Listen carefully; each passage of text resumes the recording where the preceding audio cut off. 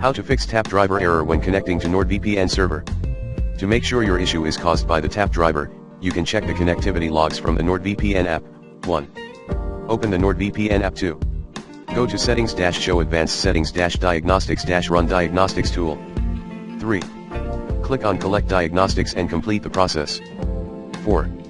Open the NordVPN app installation folder and find the Diagnostics folder. By default, it is located at C:\program files /NordVPN /. 5.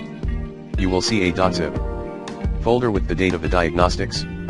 Example, July 14, 2020 15_24_30 zlogs.zip.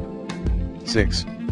Double-click on the .zip folder and locate the service xxxxxxxx.nwl file. Example, service 2020-07-14.nwl.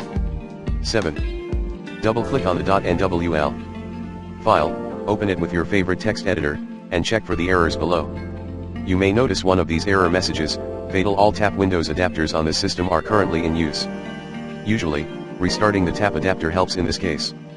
To restart it, follow these steps. 1. Go to Control Panel Network and Sharing Center change adapter settings. 2. One of the local area connections will have an undername tap Nord Windows adapter v9. 3. Disable it and enable it again. Try to connect now.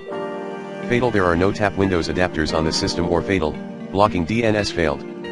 In this case, you should reinstall tap drivers. You can download them here. Windows 7, https://downloads.nordcdn.com/drivers/windows/7/nordvpn tap setup.exe.